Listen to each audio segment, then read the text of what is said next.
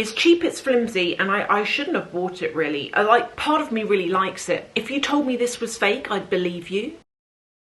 Hey everyone, welcome to another video. We're going to be talking about some of the worst rated bags on the internet, and you're either going to love or hate what I'm about to show you. I have been through and I've looked at those who have said, you know, like, this isn't so great, and actually on the bags I'm going to show you, I would agree. I feel like from my own personal experience of owning them, I can come on here and say, yeah, it's not great and I don't recommend you buy it. The first is the Prada Re-Issue. This is the terry toweling cloth sort of version. This isn't the nylon. But here's the problem with these bags. For what they are, they're really expensive.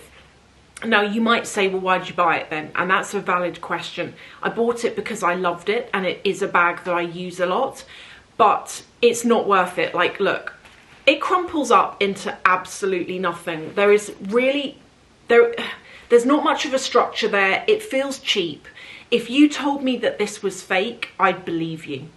And that's the problem with it. Also, the other thing with the nylon, on the inside, it's very slight, but like, I suppose though this would be the case for any Prada bag because they've pretty much all got this lining, but it crackles a little bit, like, makes like a plastic bag kind of sound. So yeah, you know, a cute little bag, but very expensive for the money. Doesn't come with a shoulder strap or anything. That's how it is. And am I annoyed that I bought it? No, but I wouldn't recommend it. I get that they're popular as a first bag because of the price, but I don't think they're a long-term classic as such. I think they were something that were brought back from the 2000s. I'm not sure for how long they're going to be around. I know they've been around for a while now. The next worst rated bag is this. This is the Dior Saddlebag. This bag is kind of problematic. The problem is with it, I do have a guitar strap somewhere that clips onto the side bits and goes round, but the problem is with this, first of all, it's not very secure. It's got a magnet opening closing, so, you know, and if you're not wearing it tightly on your shoulder with it closed, it could be a security risk. It's very easy to get into. But really the main problem is to do with the shape of this bag. When you put your things in it, there is a gusset that's quite deep that runs all the way along the underneath of the bag, and this really limits how much you can fit in here but the inside is basically all seam, so it's really difficult to get much in it. And the other problem with it as well is when you do fit stuff in it, it all sinks down to this lowest point here. It's just quite an annoying bag. It doesn't fit that much. And I've got the version that doesn't have a lining because on this you could have your name put on the back, and apparently you can't have a lining in order to do that. I'm not sure. I bought this quite a while ago. It's a cute little bag, but it's not one that I use a lot because a lot of my stuff does not fit anymore. Now this next one, I actually didn't see any videos of anyone saying that this is like not so good, but I just wanted to share my experiences with this because if you are looking to buy, probably pre-loved, because I think this stuff's really hard to get brand new. It looks really hard to get. But also if you have been lucky enough to have bought something from the actual store and you haven't used it yet, you might just want to be aware of this. So it's anything from the Louis Vuitton Murakami range, but specifically the white, not so much the black. The problem is with this is dye transfer. This is an older bag from around 2010, but I really have never used it. It's in really good condition, except for on the back.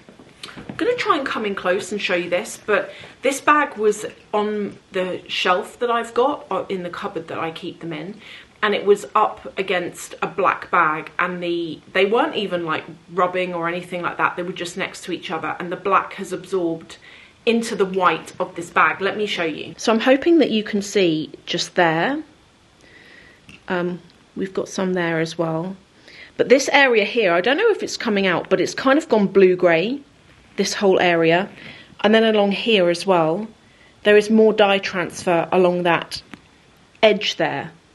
And this was, you know, this was up against the darker bag for a matter of not too long, like a couple of weeks. And so it goes without saying, if this is a bag you're going to be using on the frequent and maybe you want to wear it with jeans or darker clothing, I would just be really, really careful with this bag. Thankfully, the dye transfer is on the back, but I think this would really affect how much I could sell it for now, because it is quite noticeable when in, like, not on camera maybe, but in real life you can see it. I wouldn't buy from the Murakami range. I feel like I've sort of passed that. When I was a teenager, I was really into it, but now I'm like not really so much. I did buy a Murakami piece in black in Japan last year, which I love. I actually need to use that bag some more. But I don't love the collection enough to try and get on a wait list and buy a new item.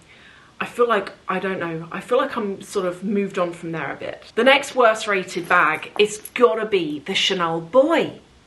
This bag is so problematic. So first of all, it gets a saggy bottom.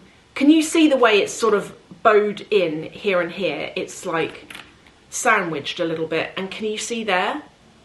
Can you see the saggy bottom? There we have the problem. The other issue with this bag is the chain has got 2 notches on it here. If you've been with me a while, you'll know about this because I've spoken about this before, but these 2 sort of buckly things, when you're wearing this crossbody, or possibly on your shoulder, but definitely crossbody, your hair wraps around those. And then when you try and pull that round to like get to your bag, if you're trying to pay for something, it literally pulls your hair out. It can do, at least. It has done on me. It's so annoying. When I've got to a till before and there's a queue of people behind me and everyone wants me to hurry up and I just need to get into the bag and I yank this, takes my hair with it. It's so annoying. And then finally, the other problem with this, and it is to do with the design of it. So if I come in close and show you here, can you see that the corners are very worn? And this is because it's lambskin, but naturally the design of the bag, it's quite scratched as well. The design of the bag just means, even all up here, can you see it's worn slightly? And I have not used this bag that much, but it really looks quite tired. I mean, that corner is pretty bad. So as things go, this isn't a bag I would recommend when you first buy them. With the bags that I've bought, at least, and it does depend on whether you get caviar or whether you get lambskin, but they're quite structured, they're quite solid. But the reason why you get a saggy bottom is when you're wearing it on your shoulder, naturally your elbow pushes the bag, squeezes the bag in, and over time that is what creates the issue, and probably as well like the weight of your items in there. So I would not recommend this bag. And then the final, and this kind of pains me to say it because it's a bag I really like, but I do believe there is a fault with this bag. I've had it now for a year. I've used it a little bit, and I love it. I love how it looks, but let me show you. It is the mini Coach backpack. It's the cutest thing you've ever seen in your life. It's a lovely size. I feel like this is a dupe for the mini Chanel backpack, you know that. But the problem is, if you get this colour, or I would imagine the pink or the black, not the cream, the creamy white colour. The problem is, this is leather that has been painted with what I would say is a very thin and not very durable paint. If I show you the back has got worse since when I last showed you this. But if I come in close, you can see along the bottom there, can you see the paint's just worn off? Particularly there, but all along here as well.